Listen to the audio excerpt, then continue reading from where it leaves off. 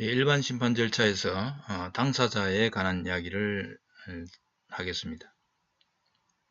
당사자는 각 심판 절차에서 당사자가 누가 되는가에 관한 이야기입니다. 우리 헌법재판의 경우에는 좀 독특한 특징이 있습니다. 보통 재판에서는 당사자가 당연히 있는 거죠. 어떤 위헌을 주장하는 한쪽이 있으면 그걸 방어하는 쪽이 있죠. 공격과 방어를 양쪽의 당사자가 원고나 피고가 돼서 서로 공방을 펼치는 것이 재판입니다. 재판부는 그와 같은 양쪽의 당사자의 주장을 객관적으로 듣고 또 양쪽 당사자가 제시하는 증거자료를 객관적으로 판단해서 판결을 내리거나 결정을 내립니다. 그런데 우리 헌법재판소의 경우는 지금 이와 같은 이제 당사자가 없는 경우도 있습니다. 조금 묘한데요. 예를 들면 이혼법률심판, 흥가사건, 이혼법률심판은 알다시피 구체적인 특정 재판, 일반 재판 과정에서 민사, 형사 또는 행정의 일반 재판에서 그 당의 재판에 적용되는 법률 조항이 위헌이라고 문제가 돼서 당의 재판부가 헌법재판소에 이혼 여부를 물은 경우입니다. 그러니까 여기서는 실질적인 당사자는 있습니다. 그러니까 당의 재판에 적용되는 법률 조항으로부터 불리한 영향을 받는 한쪽 당사자가 위헌 재청 신청을 하게 되고 또 그에 대해서 이제 재판부가 위헌 재청 결정을 하게 되는데 실제로 위헌 재청을 하면은 결국은 법원이 위헌 재청을 하는 것이기 때문에 여기에서 그 직접적인 당사자는 법원이라고 볼 수도 없습니다. 그러니까 이제 법원이 위헌 여부를 헌법재판소에 물은 것이어서 헌법재판소에 들어가면 그게 바로 이제 이혼법률심판 흥가사건으로 사건 번호가 매겨지게 되고 그럴 때는 법원이 청구인이거나 또는 당사자로 보기는 어렵습니다. 자, 이럴 때 그러나 실질적으로는 아까 그 당의 재판에 그 법률 조항의 이혼 여부에 따라서 영향을 받는 한쪽 당사자가 사실상의 위헌법률심판의 당사자격인 경입니다. 자, 그리고 피청구인은 그럼 누구냐? 피청구인도 없습니다. 그냥 법원이 헌법재판소에 이혼 여부를 물은 거니까요. 이럴 때 피청구인이 명시되지는 않지만 실질적으로는 사실상의 피청구인이 있습니다. 그게 누구냐면은 그 법률을 집행하는 중앙부처입니다. 법률을 집행하는 소관부처입니다. 그 법률이 소관부처, 법무부면 법무부, 또는 행안부면 행안부 장관이 이제 그 소관부처고, 그럴 때 그 소관부처가 일종의 사실상의, 그러니까 법률을 집행하는, 법률이 위헌이라고 다투어지고 있으니까 그 법률이 위헌이 아니다라고 하는 방어를 해야 하는 쪽은 그 법률을 집행하는 소관부처가 되는 거죠. 그래서 이제 사실상의 피청구인인 셈입니다. 그러니까 한쪽에서는 법률의 위헌을 주장하면서 그 법률의 효력을 무효하고자 하는 쪽이고, 지금 이제 소관부처는 오히려 그 법률을 방어해야 되죠. 법률의 효력을 방어해야 되니까 사실상의 원고와 피고의 그런 지위에 있게 됩니다. 헌법재판소는 이런 경우에 이제 이해관계인이다 해서 이런 소관부처에게 의견을 제출하도록 그렇게 요청을 하게 됩니다. 그러니까 이혼법률심판에서는 독특하게 양쪽의 당사자가 형식적으로는 존재하지 않습니다. 자, 그 다음에 탄핵심판의 당사자는 예를 들면 탄핵심판은 이제 대통령을 비롯해서 고위공직자들, 그러니까 징계 절차에 의해서는 파면할 수 없는 고위공직자들을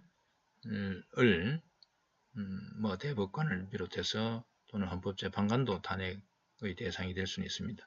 그래서 이런 탄핵 심판 절차에서는 당사자는 이제 국회가 됩니다. 정부인이 국회가 되고요. 그래서 국회가 이제 그 탄핵을 하고자 하는 고위공직자를 상대로 탄핵 심판을 제청하게 되죠. 청구하게 됩니다. 그래서 청구인이라고 표현하고요. 청구인 국회. 실제로 이제 소추를 하는 소추위원은 법제사법위원회 위원장이 되고, 그 다음에 이제 변호사들이 배리인으로 들어가게 됩니다. 피청구인은 대통령이 됩니다. 그러니까 그 탄핵의 대상이 되는 고위공직자가 피청구인이 되는 셈이죠. 그 다음에 정당 해산 심판에서는 정부가 청구인입니다. 그러니까 정부라고 표현되어 있습니다만 결국은 행정부를 가리키게 되는데요. 우리 헌법에도 정부가 정당 해산 심판은 헌법 8조에 자유민주 기본질서를 침해하는 그런 정당에 대해서 정부가 해산을 청구할 수 있다. 헌법재판소에. 그래서 이제 청구인은 정부가 되고 피청구인은 해당 정당이 되겠습니다. 실제 통합진보당 해산 청구 사건에서 대한민국 정부라고 이렇게 청구인이 표기됩니다. 뭐 그 대표자는 법무부 장관이 되고요. 피청구인은 해당 당이 됩니다. 근한쟁의 심판, 헌라 사건입니다. 근한쟁의 심판은 국가기관들 간에 또는 지방자치단체들 간에 또는 국가기관과 지방자치 간에 단체 간에 근한 분쟁이 발생했을 때 근한이라고 하는 것은 헌법과 법률에 의해서 주어지는 근한입니다. 자신의 근한을 왜 다른 기관이 침해하느냐라고 다툴 때 근한쟁의 심판이 문제가 되고요. 그럴 때 이제 이 근한쟁의 심판이 제기되는데 이때 당사자는 예를 들면 이제 이건 다양합니다. 근한쟁의 심판의 성격에 따라 당사자가 다양하게 달라지게 되겠습니다. 국무총리 서리 임명 사건이 있습니다. 이 오래전 사건인데 국무총리 서리라는 말은 지금 임시로 국무총리직을 수행하는 자를 가리킵니다. 지금은 이런 서리 제도가 없어졌습니다. 이전에는 관행적으로 있어 왔습니다.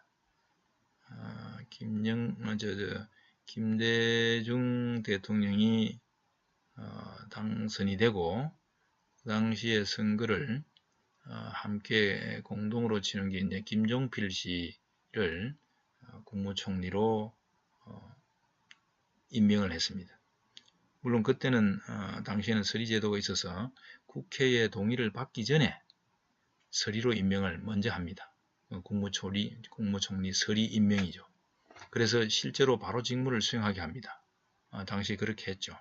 그래서 김대중 대통령이 이제 정부를 구성하기 위해서라도 김종필 국무총리 서리로 임명하고, 물론 이제 그와 같은 국무총리 임명에 대한 동의안을 국회에 넣었죠.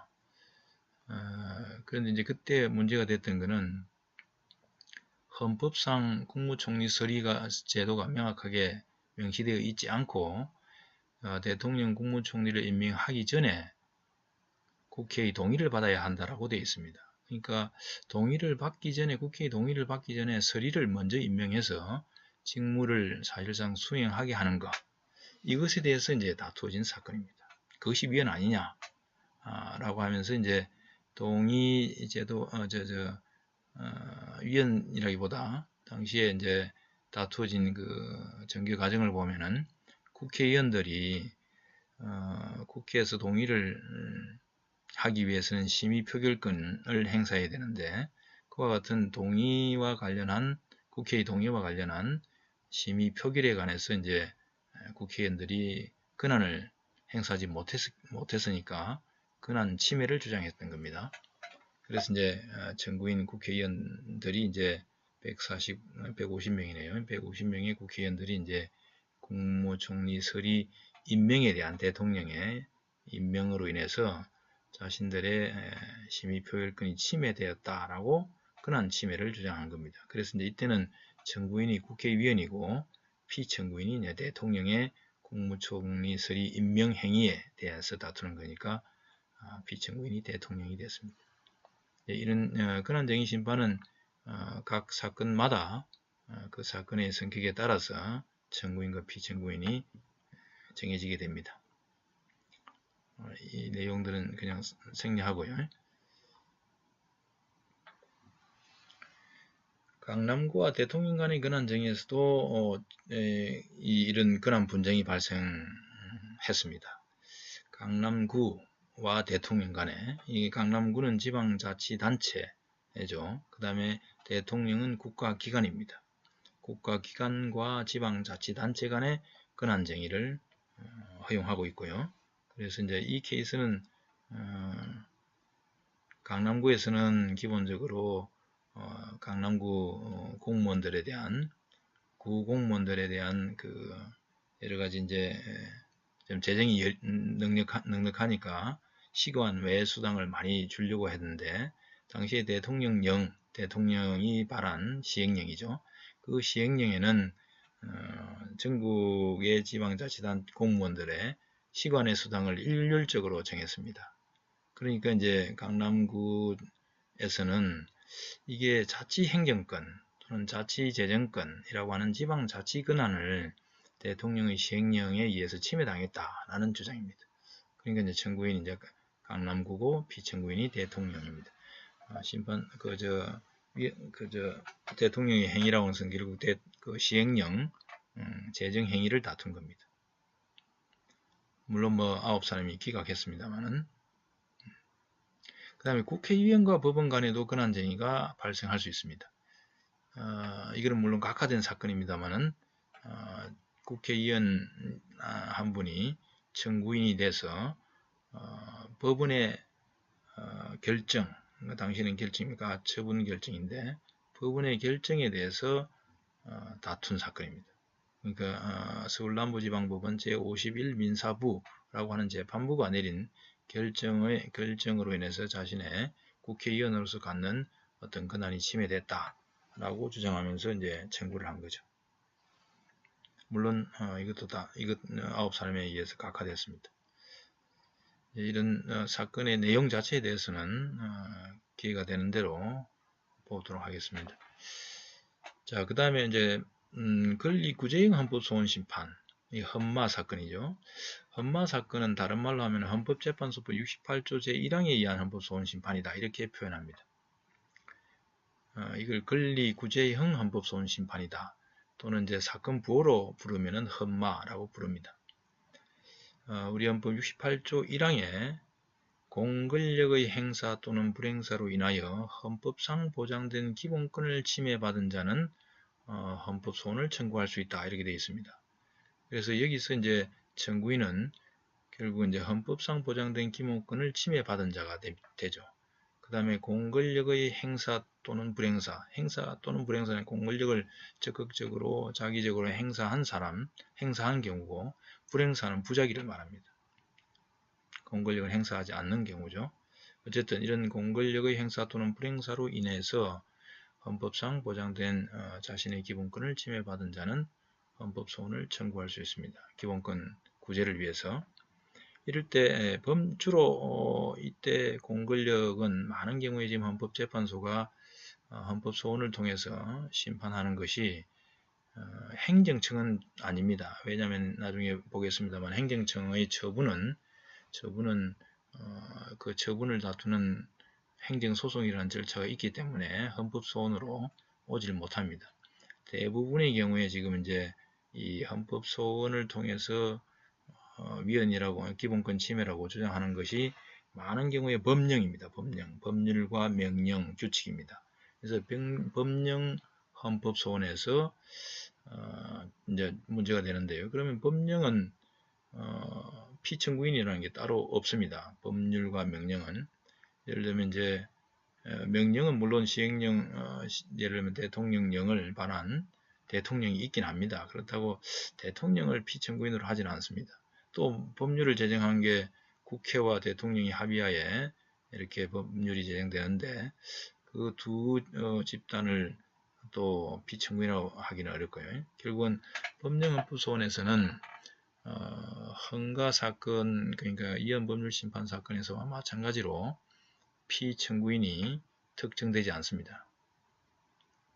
다만 이제 사실상의 피청구인, 그러니까 위헌 주장에 대한 방어를 하는 쪽이 있습니다. 그게 아까 말한 대로 그 법령을 집행하는 소관 부처가 그 법령의 효력을 막아야 되는, 그 법령의 효력을 유지시키기 위한 그런 방어 기능을 하는 거죠. 그래서 이해관계인이라는 이름으로 헌법재판소는 의견을 묻습니다. 자, 여기서 제가 헌법재판소 75조 제4항, 제5항, 제6항의 취지는 무엇일까? 라고 하는 화두를 하나 던졌는데, 이 논점은 조금 더 논의가 깊어져야 하긴 하겠습니다. 지금 당사자를 다루는 여기서 판단하기는 좀 어렵긴 한데요. 이 이야기를 잠깐만 시간이 가더라도 조금 보고 넘어갈까 합니다. 헌법재판소법 75조 4항, 5항, 6항을 보면요. 이 논점은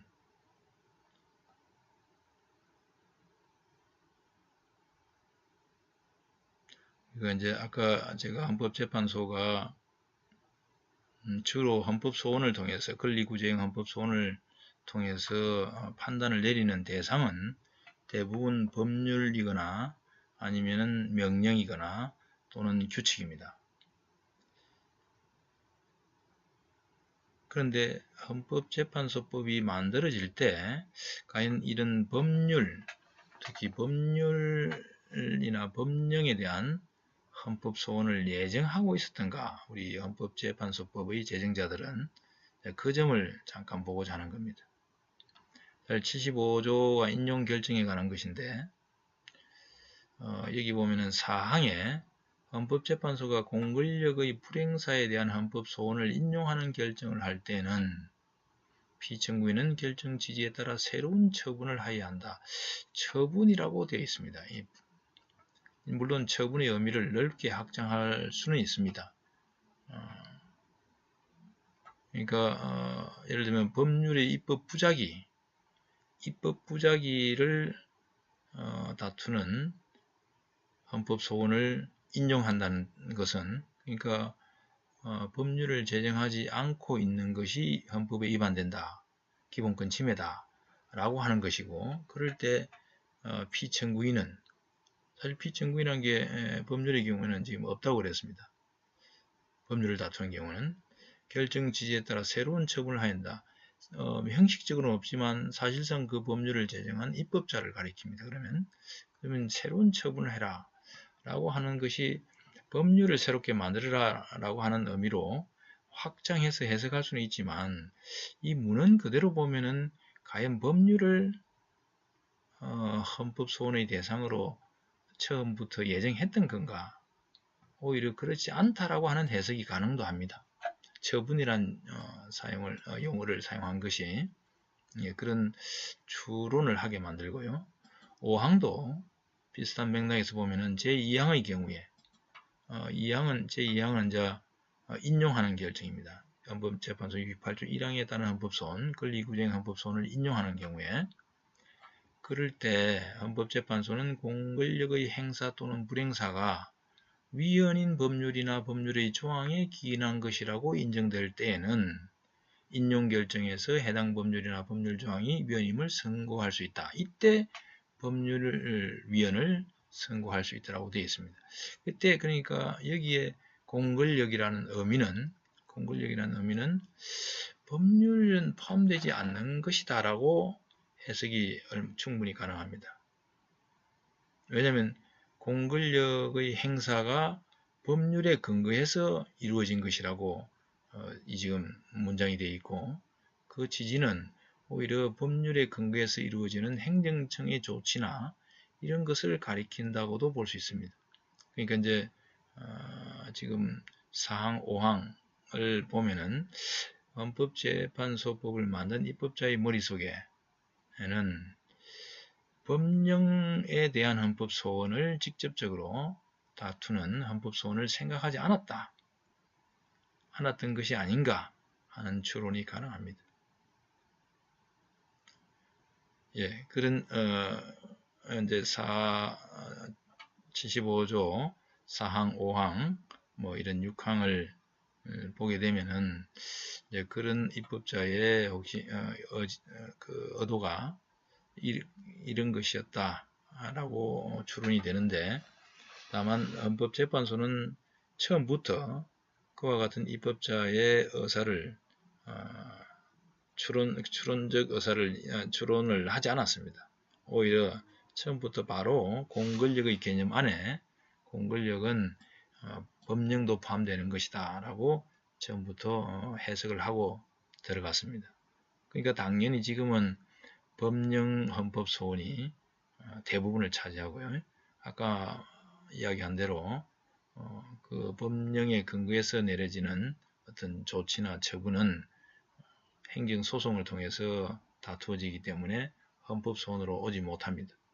이게 이제 나중에 헌법소원에 보충성이라고 하는 헌법소원의 적법 요건이 있습니다. 그에 의해서 헌법소원으로 들어오지 못하고요. 오히려 법률과 명령과 규칙, 주로 이제 규범이죠. 이제 그런 입법 작용에 대해서 그로 인해서 자신의 기본권을 직접 침해받았다고 주장하는 자가 헌법소원을 청구합니다. 대부분이. 그리고 헌법재판소는 법률, 명령, 규칙에 대해서 위헌 결정을 내리게 되는 거죠. 자, 이 이야기는 이제 75조 4항, 5항의 그 문구를 볼 때 지금 헌법재판소가 자신의 권한을 이 75조 4항, 5항과는 다르게 확장해 간 것 아닌가 하는 것으로 이해를 할 수 있겠습니다. 다시 돌아가서요. 여기 이제 주로 이제 헌법재판소의 공권력 작용으로 문제가 되는 것은, 그러니까 행정청의 공권력 작용으로 문제가 되는 것은 이런 경우입니다. 주로 권력적 사실행위가 문제가 됩니다. 알몸수색을 강제로 한 거죠. 알몸수색을 강제로 한 그런 권력적 사실행위, 처분이 아닙니다. 이거는 권력적 사실행위에 대해서 그로 인해 자신의 기본권 침해를 주장할 경우에 헌법재판소에 이제 헌법소원을 청구할 수 있습니다. 유치장 내 화장실 사건 뭐 등등 중요한 사건들이 있었습니다. 다 위헌 결정이 났는데요.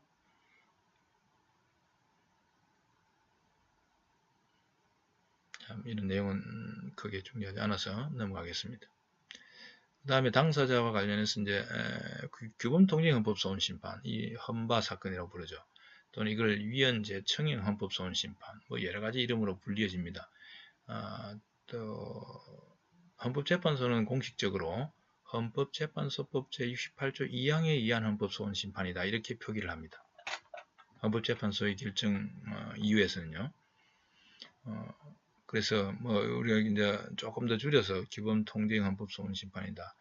이 기본통정헌법소원심판은 구체적인 재판에서, 일반 재판에서 그 재판의 전제가 되는 법률정 위헌 여부가 다투어져서 위헌재청 신청을 했다가, 당사자가 위헌재청 신청을 했다가 법원이 당의 재판부가 기각을 했을 때, 기각 또는 각하를 했을 때, 그렇다면은 당의 그 당사자가 직접 그 법률 조항의 위헌 여부를 헌법재판소에 묻는 경우입니다.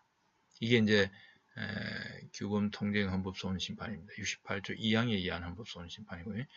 이 경우도 피청구인이 없는 셈입니다. 형식상으로는. 물론 법률이기 때문에 그 법률의 효력을 유지하고자 하는 소관 부처가 사실상 이제 방어를 하게 됩니다.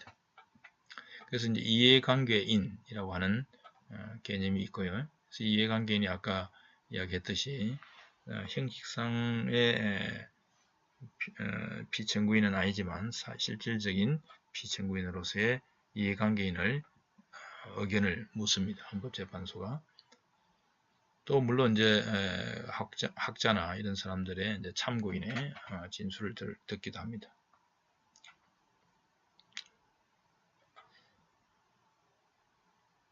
대표자 대리인에 관해서는 정부가 당사자인 때는 법무부 장관이 대표를 하고요. 물론 이제 기관의 경우에는 기관이 당사자인 경우에는 변호사나 또는 변호사 자격이 있는 직원이 대리를 할 수 있습니다. 사인이 당사자인 때, 그러니까 여기서는 일반 시민이 당사자일 때, 청구인일 때 이게 당사자라 하지만 결국은 사실 청구인이죠. 헌법소원 심판 절차에서 일반 시민이 청구인일 때는 본인 스스로 대리를 하지 못합니다. 우리나라에 유일하게 본인 소송이 허용되지 않는 경우가 여기에 있습니다. 헌법소원에서. 그래서 변호사 관계주의입니다. 물론 본인이 그 청구인 본인이 변호사라면은 뭐 변호사 강제주의가 적용될 필요가 없습니다. 그러나 일반 변호사가 아닌 일반 시민이 헌법소원을 청구했을 때는 반드시 변호사를 대리인으로 고용을 해야 됩니다. 이게 변호사 강제주의고요. 우리나라에 유일하게 있는 재판인 경우입니다. 국선 대리인제도, 그래서 이제 대리인을, 변호사를 살 수 없는 가난한 자력이 약한 사람의 경우에는 그 헌법재판소가 국가의 예산으로 국선 대리인을 붙여주게 됩니다. 실제로 소득이 없다는 증명만 내면은 대부분 국선 대리를 인정해 줍니다. 그러면 이제 국선 대리인이 선정이 되고 그 국선 대리인인 변호사가 소송 수행을 하게 되는 거죠. 다만 이제 이 경우에 국선 대리인이 받는 그 수당이 워낙 적기 때문에 그야말로 진지하게 자신의 시간과 에너지를 쏟아서 소송 대리를 수행할 사람이 많지 않다는 겁니다. 자, 여기까지가 지금 이제 당사자에 관한 헌법재판 절차에서의 당사자에 관한 이야기를 좀 다루었습니다.